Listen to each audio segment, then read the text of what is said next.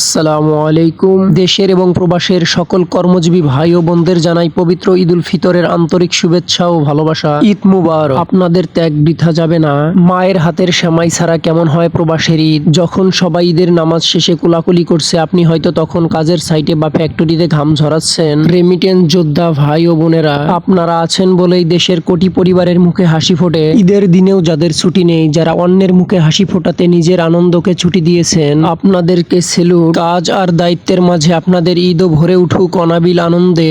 যাই হোক, আমি যে পেশায় আছি এটাতেও ছুটি নেই। সবাই যখন সকালে উঠে রাস্তাঘাটে ঘুরে বেড়াচ্ছে, তখন আমরা গল ঘরে কাজের জন্য প্রস্তুত হচ্ছি। তবুও আল্লাহর কাছে শুকরিয়া, আলহামদুলিল্লাহ। যেহেতু আমরা আজকের বেশ কিছু কাজ গতকালই করে রেখেছি, সেজন্য আজকের কাজ কিছুটা কম। সকালে ঘুম থেকে উঠেই এদের সামনে নাস্তা হিসেবে কিছু খড় দিলাম, তারপর গোসল করালাম ও দানাদার খাদ্য দিয়ে দিলাম। আমাদের এইদিকে যেহেতু ঈদের নামাজ সকাল 8:30, সেজন্য খামারি ভাইদের অনেকটা উপকার হয়েছে। খামারের কাজ, খাবার খাওয়া, গোসল করা, দুধ দহন করা ইত্যাদি, এই সকল কাজ শেষ করতে যদিও প্রায় 9টা থেকে 10টা বেজে যায়, আলহামদুলিল্লাহ আজকে খামারের কাজ 8টার মধ্যে শেষ করে ঈদের নামাজ পড়লাম। সবাই ভালো থাকবেন। আসসালামু আলাইকুম।